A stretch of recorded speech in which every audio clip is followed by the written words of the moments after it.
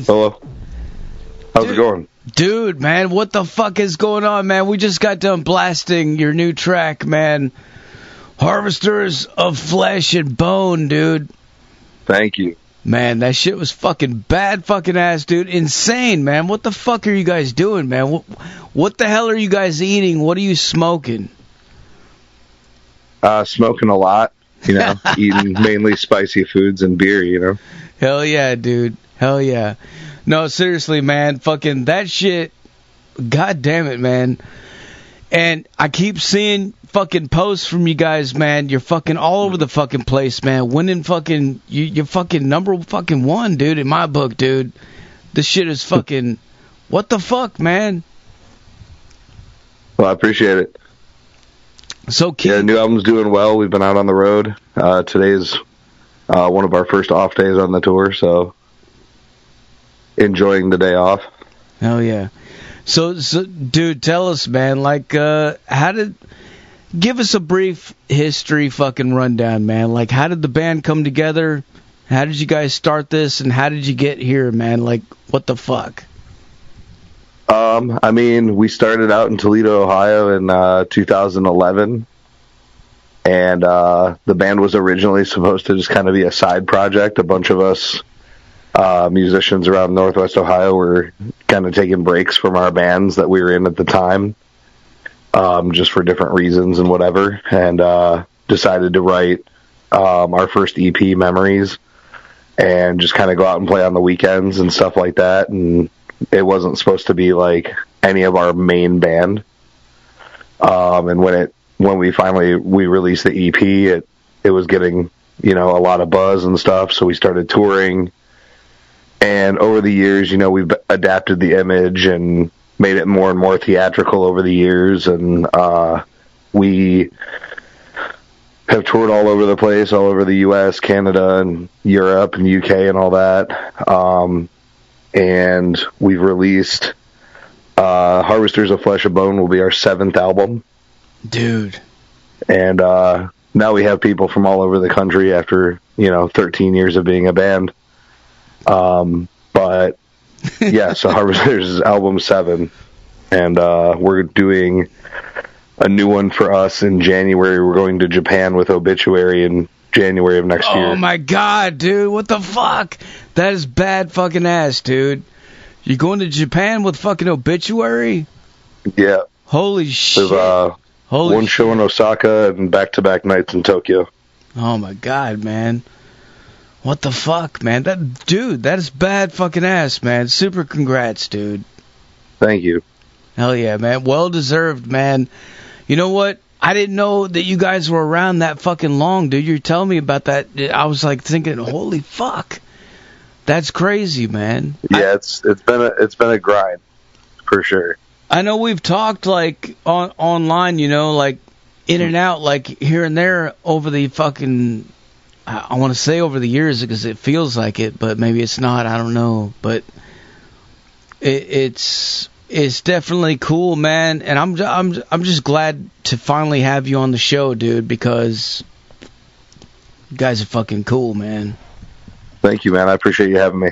Watching the fucking live videos too, man. I really like the fact that you guys do all the theatrics and shit, and you fucking putting on fucking makeup. You're doing all kinds of things. You're doing a full, like you're giving the people a full fucking show. Like that's really cool, man. Like tell us about that, man. Give us, for anybody out there who's never seen you guys live, what can they expect when they come to see the Convalescence? Obviously we try to play our music as well as we can and, throw down just like any other band, but we do full corpse paint. We throw body parts into the crowd. We have a little corpse dude that we pull out on a medical cart and throw his guts into the crowd. Usually super soakers filled with fake blood, that kind of stuff. So we just try to keep it a high energy and entertaining show, because at the end of the day, we're entertainers, and that's, what everybody's paying to see versus just jamming the stuff on Spotify or YouTube. So we want to make sure that coming to see us live is more of an experience than, you know, just simply hearing the music or seeing some dudes up on a stage play the music. We want to put on a full show for everybody. Well, you fucking do, man. From what I've seen, like I haven't seen you guys live yet, and I really, really hope to soon, man. But yeah, what I've seen online, dude, when I watch the videos and stuff, man, I'm like, God damn, man, these motherfuckers are fucking giving it all, dude. That's one thing that's one of the main things that I watch or look for, you know, when I'm checking out a new band, or new to me band anyway. I know you guys, you've fucking been doing this a long time. But like, when I'm checking out a new to me band, dude, you know, I'm like looking at it and watching the fucking live shit, man, because that's where it fucking really happens, you know. I mean, the records are, the fucking album, this album sounds so fucking good, dude. The production of it, the fucking, all the different dynamics in it. Can you tell us about that, man? Like the recording process of it. I don't know. Are you, because I know there's a lot of gearheads like me, man, that are always wondering about like what kind of stuff these guys are using. Like, how did you guys record this record, man? Like, what did you guys do? Actually, we started writing the record. This is the longest we've ever spent on a record, for sure. All of our previous albums, we literally, some of them we did some like minor pre-production recording on our own and rehearsed it a little bit ourselves, but you know, we have members from all over the country, so it is difficult and expensive to get together just to work on music or, you know, that kind of stuff ahead of time, ahead of studio time, because we're already meeting up to be together for the studio time, you know, regularly and everything. So we it's tough for us to get together. So a lot of the albums, like The Process and Poison Words, and even the majority of This Is Hell, we booked studio time, and we went in and pretty much finished up writing or entirely wrote the album in the studio while recording it in a span of like 2 to 3 weeks per album. And just spent like whole days in the studio recording stuff, and just as a group putting songs together. With Monument of Misery in 2019, we went to Canada to record with Christian Donaldson from Cryptopsy. He's been a friend of ours for a long time, does some super great work. Hell yeah. And we went to Montreal and stayed with him and his family and stuff, and made the Monument of Misery record. And that album opened a lot of doors for us as far as just people getting exposed to the band. It was a lot better sounding album, and we did live drums, you know, for the first time and like stuff like that on that record. And our plan initially in 2020, along with a ton of touring that got canceled, was to write this new record. And we wrote it in 2020, but obviously everything got canceled. It wasn't really feasible that we were going to be able to go into the studio with anyone, much less in another country, with all the restrictions and stuff due to the pandemic and whatever. So we pushed back recording to 2021, and even as stuff opened back up in the U.S., and some other places, we were still not able to cross the border into Canada because the Canadian border stayed closed for a lot longer than most. So we couldn't go to Christian unless we wanted to push the album back potentially another year. Fuck. So, because we had no idea when that was going to open, you know, what the stipulations on it were going to be. Yeah. Or anything. So we're like, man, we need to find somebody in the U.S., but we didn't want to, like, we know a ton of producers and a ton of really great ones, but we wanted to make sure that, like, this album was huge and sounded the way we wanted it to sound and to come across. So we wanted to go with somebody that, like, we all were like, this is the guy. So as we're, messaging around, we got a hold of, I reached out to Jason Sukoff, down at Audio Hammer Studios in Florida. Hell yeah, dude. And I mean, he's done Carnifex. He just did their new Necromantium album. He's done Necrogalbicon, Black Dahlia Murder, Trivium, Chimera, Battlecross, Whitechapel. Like that new Carnifex record is fucking awesome, dude. I fucking listen to that shit. Yeah, it is. Oh my god, dude. It sounds so good in my truck, man. Fuck. When we looked at his discography of what he had worked on, it's like, man, this dude made like 80% of the good albums since 2003. And we're like, let's try to go to him.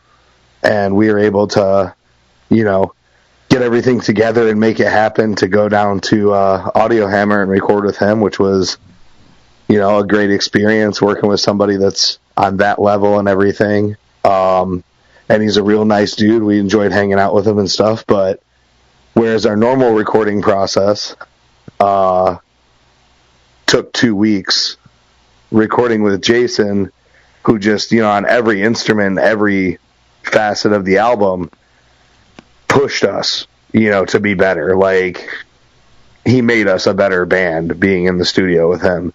That's the thing, just coming up with ideas that were just like, whoa, like these sometimes simple changes, sometimes ridiculous changes that just made it so much better. And so we went through the whole album and flying back and forth to Florida, and like we didn't think it was going to take that long, so we had like tours booked in between. So we'd get like some parts done, then we'd have to fly out and do a few shows, and then come back and send these guys back and whatever. And the whole recording process took like almost 6 months. And he mixed it as well, and we sent it to Christian Donaldson to master it, who he's done the mastering and most of the mixes for most of our discography. And he took it, and we got Ricky Myers from Suffocation, a good homie of ours for a lot of years, to do some vocals on Bloodletter. And we got Scotty and Lewis from Carnifex to jump on No Survivors with us. And I'm super stoked. Those are two, legendary vocalists that I've wanted to work with forever. Obviously it's a dream working with those dudes, and they both killed their features completely. And, Koki Greenway, he's done the artwork for our last like 3 releases. Came through again with some monster artwork for the album. And, it all came together, and I think we got it back in like, I think Christian sent it to me on Christmas Day of 2021. And we had to wait for all the labels to get back in. We tried pitching it around, and we ended up briefly with Blood Blast Distribution, and it was kind of going to be an independent release through them. And we ended up getting the deal offer from Cleopatra Records, and signed on with them to actually do the release. And it's awesome, to be on that label. They've had a lot of great artists over the years and still do. Yes. So, yeah, I mean, it's cool to be part of that roster. I think we're one of their first, if not their first, like, extreme metal band. Yeah. So that's cool to kind of break into some new territory there. And this is really the first time that any label has hired, like, people to actually push it on the radio, as far as, like, radio marketing manager. And so we've been working with skateboard marketing over there, and Extreme Management Group's been helping out. And yeah, I was gonna say, man, you're part of EMG, which I'm really good friends with a lot of those people over there, man. Yeah, we work with them a lot, dude. Fucking very cool. Fucking hell yeah. Dude. Yes. So I mean, we've just been kind of teaming up with more and more people just to make sure that this release, after basically 3 years of waiting. And, I've been jamming this album in my car for 2 years. And dude, so I'm just insane, man. But that finally. Yeah. we get to put it out. That's cool. And the reaction of it, you know, has been honestly way better than we could have even hoped for. It's through the fucking roof, dude. Fucking it, yeah, man. Like, it's all over the fucking place, man. People fucking love this record, and for good reason. It sounds fucking good, man. Every fucking song on here just fucking tears you apart, dude, from start to finish, man. I love it, dude. Thanks, man. We've been on the road. We've been playing a little bit over half of it every night on this tour. Yeah. As well as some old tunes in the set too. But it's been fun. It's been challenging. Well, I've been driving around fucking blasting into my truck, dude, for these motherfuckers here in Jackson, man. Right on. Hopefully we can make it down there one of these days. Hell yeah, dude. Hell yeah, man. You guys should fucking come play the fucking metal fucking fest, man. God damn it. Hey, our agent said that she submitted us, so we'll see what happens. Yeah, dude. Yeah, dude. I'll have my people talk to your people, man. There you go. There you go. Hell yeah, dude.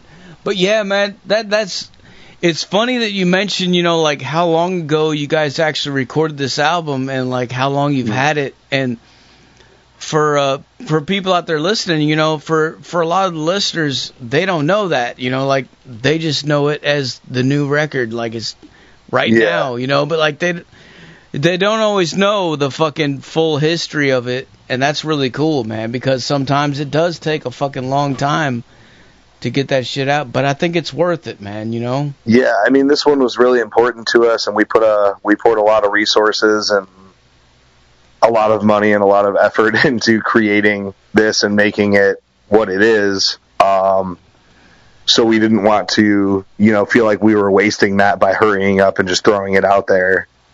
We wanted to make sure that, you know, we were able to back it like it needed to be to come out properly. Well, I know. So we took our time on this one. I know you're I'm sorry, man. I know you're the singer, dude. But like, do you know what kind of fucking gear the guitar players and stuff were using? Like, what kind of amps and shit were in the studio?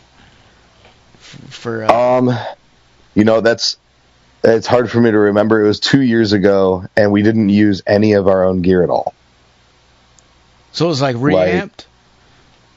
No. There was amps.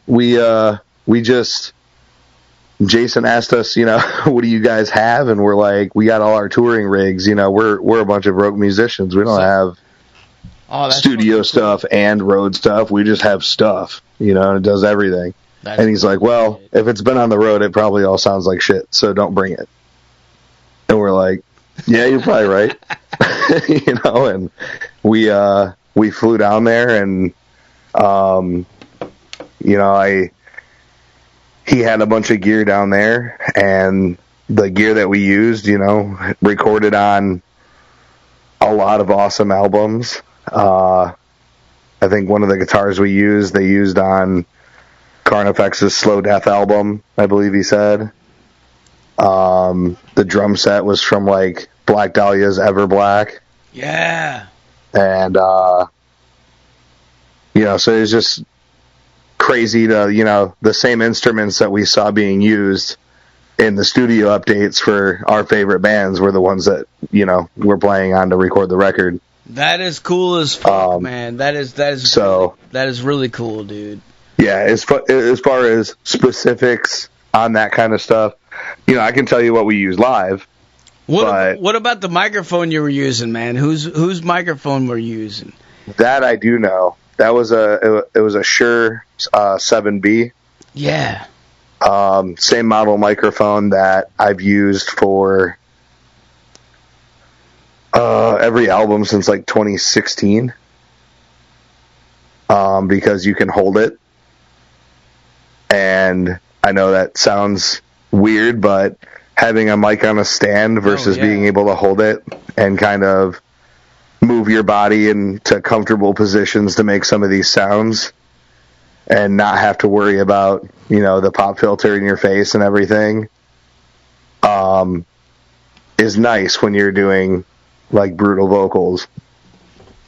And I think you get a better take out of being able to be comfortable and being able to move around a little bit versus being stationary, and you need to point your head a certain way, and you got to be a certain distance away from it, and like it just, you got to concentrate on some of those things to make sure you're not having to do like over and over and over takes. So I prefer to use something that I can hold and kind of almost treat a little bit more like a live mic than I would something on a stand. So. And what mic was that again? It's Shure 7B. Shure 7B, man. For all you motherfuckers out there listening right now, man, all you fucking bands, dude. There you go, man. Grab that shit. Fuck yeah, dude. Man, that's really cool, dude. Tell us, how did you guys come up with the name of the band? Is there a story behind that? I mean, kind of. I feel like, at the time we started the band, we were all from like different bands that weren't necessarily doing so great. And, you know, several members of the band at the time had like problems with drinking or problems at home or, you know, just being broke or, you know, whatever, nowhere to live, that kind of stuff. And, the band was like kind of created to help everybody out of those situations to some degree. And, so, you know, the Convalescence means basically the healing process. So that's why we named the band that initially. And it's just grown into something that, you know, some people don't necessarily think the name fits as much as it would in that case. But, you know, like, this is what I do, you know, this is what I wake up, and the other guys in the band, this is how we wake up, this is what we think about, this is what we gear our lives towards, and we really do pour everything we have into this band, and it helps us, you know, so I think that it still fits just fine. Man, what about the, like the stage show, man? Because what I've seen in videos, dude, you guys look like you're fucking like, I don't know, like voodoo fucking insane fucking Walking Dead or something. I don't know, man. Like it's like a weird. I'm trying to figure it out, man. Like what exactly are you guys fucking doing? Like what's the do you have? You know, we haven't exactly pinned that down. It's kind of an ongoing evolution over the years. Originally, when we first did our first EP, and we were doing shows and little mini like Midwest tours and stuff on our first EP, we didn't wear paint at all. And I was kind of like, you know what, I want to put on a show. You know, I grew up listening to Slipknot and Rob Zombie, and like always loved all the artwork from like Iron Maiden with Eddie and like Megadeth and all that kind of stuff, and like always thought it was so cool to make it like bigger than just dudes in band shirts up there playing music. Yeah. And I wanted to put on an actual show, so we started experimenting when our second EP came out with paint. But you know, at the time we were super broke and we didn't really know what we were doing, so we were using like Party City like grease paint, dude, and it looked horrible. And we did that for like a couple years, and then it kind of, we got like stage clothes that everybody was going to wear, and we started kind of upgrading the paint a little bit, but we got a lot of shit because, you know, we looked way too black metal to be playing breakdowns. And, you know, the black metal community doesn't like when you put any other genres in their metal. So, we got a lot of shit for that. And, at some point it actually, you know, we were getting shit from like people in the industry because everybody's like, you look black metal and you're not playing black metal, you're playing deathcore. Like, what are you doing? What the fuck? Really? And we were like not getting tours because of it, and like, what the fuck? Not getting shows because of it. Are you serious? Yeah, so what we decided to do was, first off, not getting big tours has never stopped us. We'll go out and headline forever. But like we actually did a tour that lasted 287 days straight. Because we're like, if nobody's going to pay attention to us, we're just going to keep showing up in their town. And people were like hitting us up on Facebook and stuff like, hey, will you come play my house? I'll give you $200. And we're like, yep. And we would just book shows there. And then somebody else would offer us like, hey, we're doing this like local festival kind of thing. Would you guys want to come out and play? Hell yeah, let's go. And we just kept booking like while we were still on the road. We just kept booking shows. And that kind of grabbed a lot of people's attention a little bit, and that's when we started getting national tours. Our first tour, and I can't thank these dudes enough. They kind of stuck their neck out for us to get us on this tour. But our first big tour was in 2014 with His Blood Runs Black, and Rings of Saturn, and we went out with those dudes and we learned a lot. And then in 2015 we got to go out on the road with Cryptopsy and Disgorge. We went out with Il Nino and Moto Grader. We got to play Mayhem Fest and open for Slayer and King Diamond. We got to open for Hell Yeah and Coal Chamber up in Michigan. And that's when we started kind of going, maybe we should update the image a little bit, and we released Poison Words and the paint looked a little better. And we started in the 2016 time period.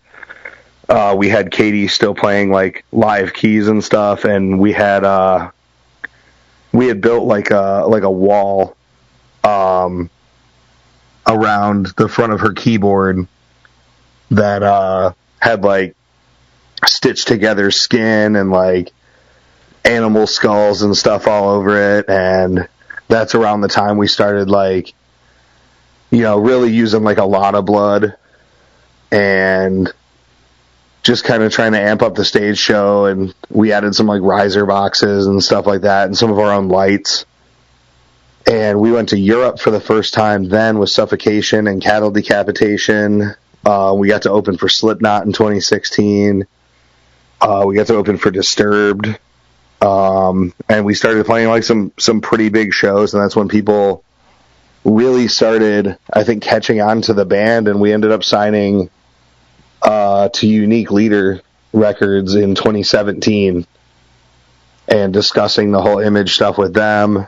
And we ended up deciding that we were going to make a change away from like the traditional just like black on white like black metal like look, and go with more of like less complicated designs, more of like a tribal kind of look.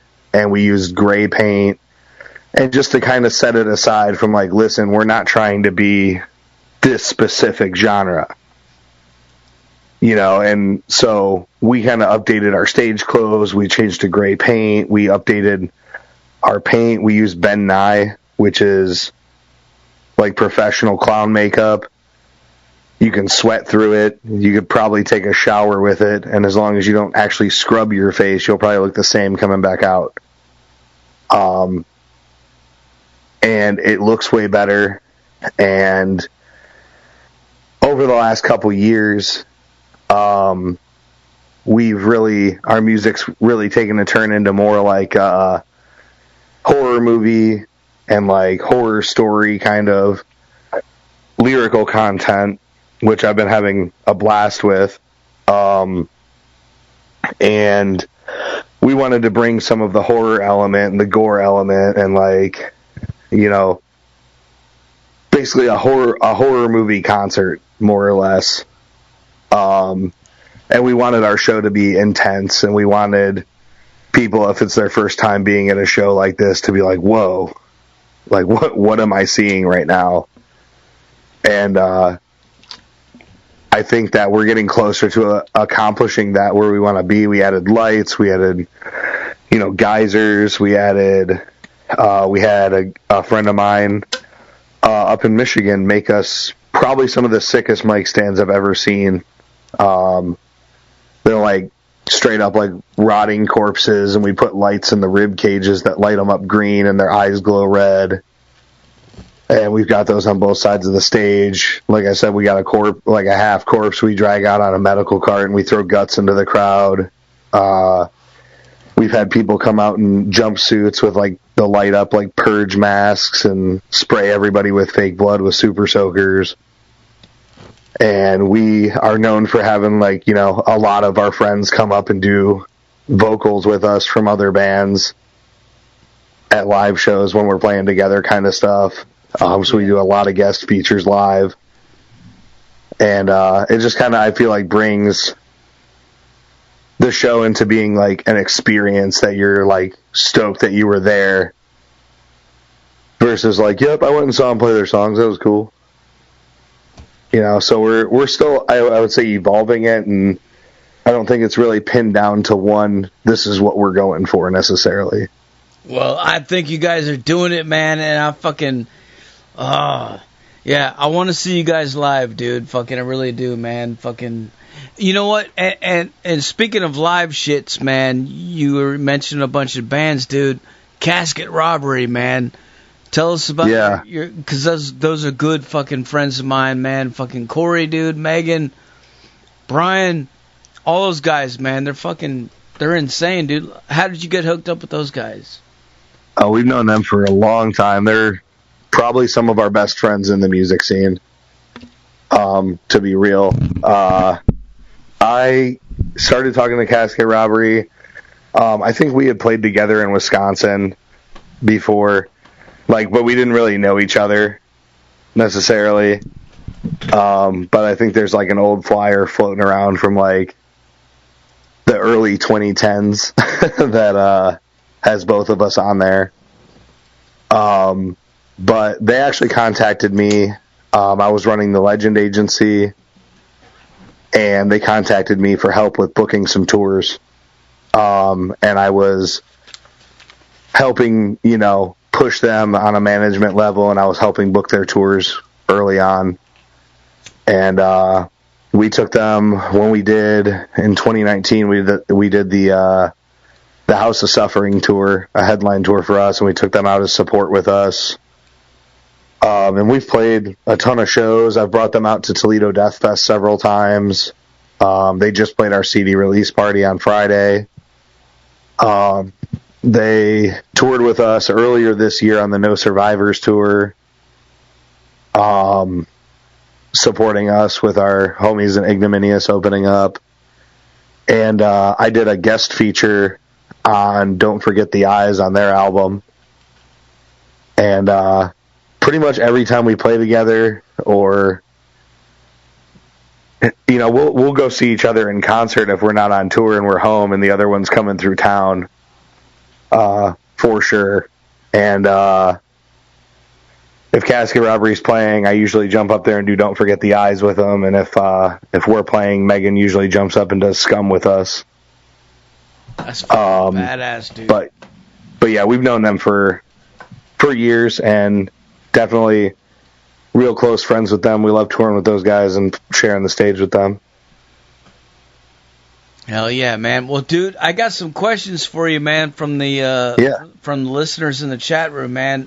Trexter wants to know, how do you keep your songwriting fresh? I mean, it helps for us because we'll usually do like 2 years worth of touring off an album. So like, you don't even have to like think about new music because you're so busy just, you know, going. And we tour with so many different bands, you know, and you see so many different musicians, and you're talking backstage about this technique or whatever, you know, and by the time you're like, okay, we get a break from touring and we're going to sit down and write some music, you have so many new ideas from, you know, just the places we've been to and experienced, the other musicians that we've seen play every night on the last 2 years of touring kind of stuff. And obviously, you know, what we've been jamming, you know, can obviously influence stuff. And everybody in our band listens to like pretty different stuff, like on their own. So there's always somebody usually has some kind of fresh take that we can all kind of run with. What do you guys listen to, man? Like, what Name drop some bands, dude. Me personally, I listen to a lot of like Iron Maiden, Sabaton, stuff like that, like power metal type stuff. Hell yeah. But I'm also a big fan of like Cattle Decapitation, the Black Dahlia Murder, Carnifex, Chelsea Grin, Casket Robbery. I'm more of the deathcore guy in the band. Whereas like Toby, big into like Nevermore, Periphery, Children of Bodom, that kind of stuff. Brandon listens to a lot of super techie stuff. I know he's been jamming a lot of like Vitriol. He loves Dillinger Escape Plan, stuff like that. Ron is all about hardcore. He's always jamming like Hatebreed and Body Count and stuff like that. And then our drummer Cameron is a big fan of like, deathcore too, and he listens to a little bit of everything, but you catch him listening to a whole lot of like Mushroom Head and like just stuff like that, like early 2000s, like new metal, industrial metal kind of stuff. So there's a little bit of everything in there. Hell yeah. Another question from the chat room. Lady Red wants to know, what do you prefer, bloodbaths or showers? Bloodbaths or showers? Man, that's a tough one. I really do enjoy getting off stage and getting the paint off me in the nice, shitty pilot truck stop shower. However, the bloodbath during the show where we get to spray everybody in blood is probably way cooler. Fuck yeah. Another question. Vicky wants to know, so far, has this been everything you've wanted it to be? That's a really tough question, man. I mean, I don't think I'll ever be like, yeah, this is everything I ever wanted this to ever do. We're always looking forward. We want to, we get 500,000 streams on something. I'm still like, well, how do we get to 1 million? We go play a club and it's, 300 capacity and we sell it out. I'm like, cool. Well, next time we need to play the 600 cap and sell that out. Hell yeah, dude. Hell yeah. It's always just like, what's next? What are we doing next? So, in the sense of, is it everything I ever wanted it to be? No, because I think that's never ending. But at the same time, I've done some of the coolest shit ever. I've played with almost everybody that was on posters on my walls growing up. I've met a lot of bands I grew up listening to. I've got to do songs with some of them. I've been, just playing metal has taken us to places that I never thought I'd go. We were just in Europe and we went to Stonehenge. I never thought we would go to Stonehenge or that I would ever be there in my life. And like 2 days later, I got to sing Playing with Fire with Chelsea Grin live in Germany. Crazy to me. I've been jamming them since I was 15. And, we've been all over the United States, all over Canada. We've met so many just awesome people, not only just people from bands, but fans and friends and everything that we have all over. And, just the experience, I couldn't ask for any better, but I'm still trying to make it like bigger and continue to grow. Man, is there one thing you can tell people out there, the bands that are out there listening right now, the budding bands that are trying to get somewhere, dude? What can you tell them, man? Like, what's one piece of advice that you could give them? Don't let your first couple bad experiences deter you from like continuing to push at this. It's way harder than anybody actually wants to make it sound. There's a lot of times that you have to go through like 10 shitty experiences to get one really cool one. And I see a lot of bands that are starting out and whatever, and I work with a lot of bands as well, between doing booking and doing management, and the biggest thing that breaks up bands is like, all right, we're going to take this big step, we're going to go on tour, and they go on their first tour ever, and they play in front of not very many people in a bunch of different places, and they come home super broke, and half the band quits. And it's like, it took us years before we were even like breaking even touring. Like, years.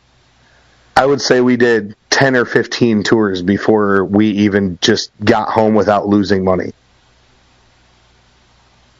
So like, and it's getting harder and harder with the prices of things going up, and people are very wishy-washy about going to shows in general.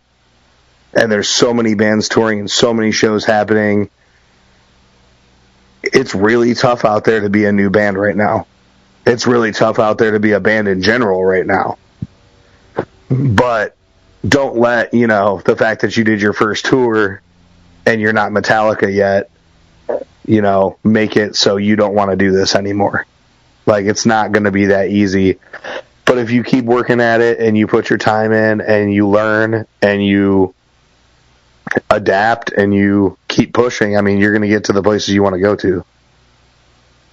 Man, that makes me think about one of the guys from one of the bands that just played our fest. When I first met him, dude, and we started talking, that's one of the things that he told me was like how rough their tour had been to that point. Mm-hmm. And he was really kind of like feeling down. And I was like, dude, don't you fucking worry, man. I was like, man, look around these people, dude. Just put on a good show. These motherfuckers are going to come to your fucking merch booth. You're going to be okay. It's going to work out, man. This is where, just, and they did a fucking insane fucking show, and right afterwards, man, absolutely through the fucking roof, man. He's been messaging me, a lot of good stuff's coming for them, so I'm happy about that. But like, it makes me think about that, like, the fact that it's sometimes just you just gotta push through, man, because there's all kinds of crazy shit that's gonna happen, man. But it's rough. It is rough. Yeah, there's a lot of moving parts as far as being in a band. And, if anything goes wrong with any of them, it kind of throws a wrench into everything. And it's really hard, to look up from that and be like, well, I'm going to spend every dollar I have. I'm not going to eat for the next 3 days. We now have an 18-hour drive. But it's going to be cool when we get there. Like, it's hard to get a whole group of people living in a confined space to feel that way. Dude, all that shit makes it so much more fucking important for all of us to get out there and support the fucking underground bands, man. And that's why I fucking love it, dude. I love fucking doing whatever the fuck I can to fucking help you guys, because you guys are the fucking goddamn motherfucking shit of the future, man. Like, we gotta fucking hold you up, man. Like, what the fuck, like, you gotta do that, because when we were kids, like, I remember fucking getting into all those bands, Metallica, Slayer, all that shit, Iron Maiden, the first time I heard that. But like, you tell all your friends about it, but that's what we had back then. The world is different now. It's so different, man. There's so much shit coming out from every fucking direction, man. Like, those of us in the media, we're getting hit every day with like 300 fucking emails, man, of fucking band submissions from fucking labels, promoters, and independent bands, like all of them, dude. There's just so fucking much, but like, and it's hard to sit down and like listen to everything and say, okay, this is, you know, like, what is going to make it? Is this going to make it or is this not? You know, it's rough, man. But, like, there's certain things in there that fucking take it to that next level and make it to where people like us fucking hear it and we can't deny it. Like, there's no fucking, you know, it's like, fuck, man. That is fucking bad fucking ass, man. We gotta acknowledge that shit, you know? And, I think you guys, what you're doing with your shit, it's there, man. I appreciate it, man. We, like I said, man, we put everything into this. We work really, really hard. We've been at it for a long time, and we don't have any plans of not being at it and moving forward anytime in the future, so. Fuck yeah, dude. Well, I'm about out of questions for you, man. Is there anything else you want to let the people know? No, I mean, basically just thank you guys all for the great first week of the record being out. We announced today that we have the album debuted at number 4 on the iTunes metal charts. So badass, dude. Number 12 on the rock charts and number 56 on the top 200 albums. It was the second most added album on the NACC radio charts, and the third most added album on the Metal Contraband radio charts. And it's number 13 on the Metal Contraband top 50 heavy albums.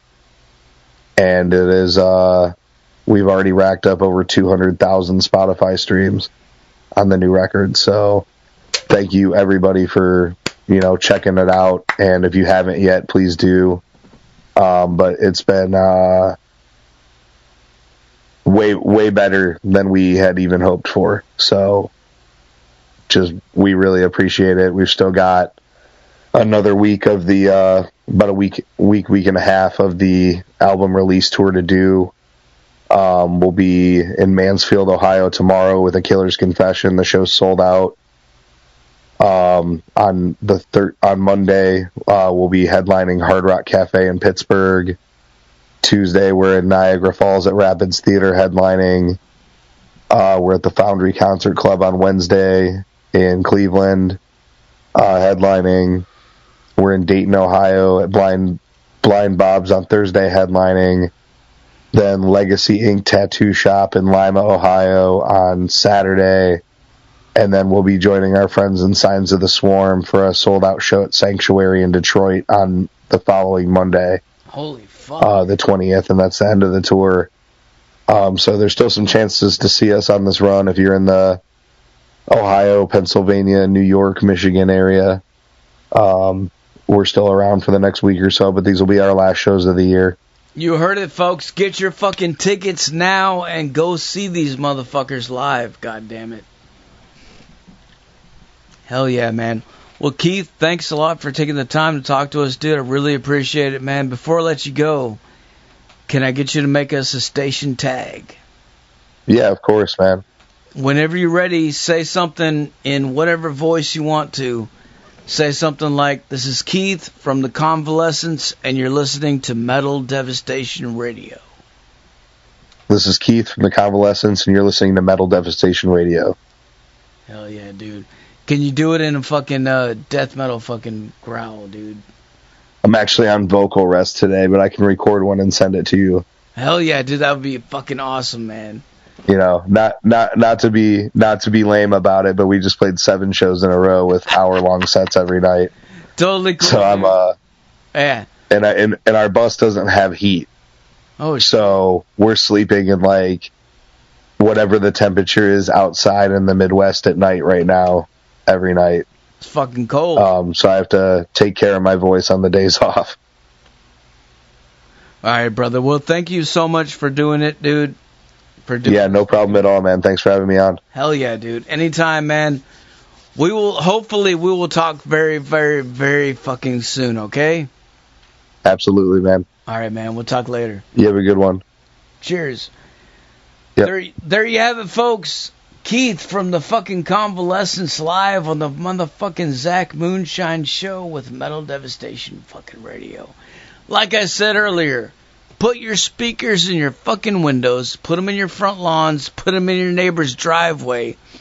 If you're in the basement, duct tape your speakers to the ceiling. It's not that fucking hard, dude. If you get the fucking gorilla fucking strength fucking duct tape, you can do it. If you're in the attic, point your speakers at the floor. Or just put them outside your fucking house and point them at your neighbor's house. If you got speaker wire long enough, this is possible. But if not, just fucking crank it up as loud as you can. That's what really matters the most. Crank it the fuck up. This is the Convalescence.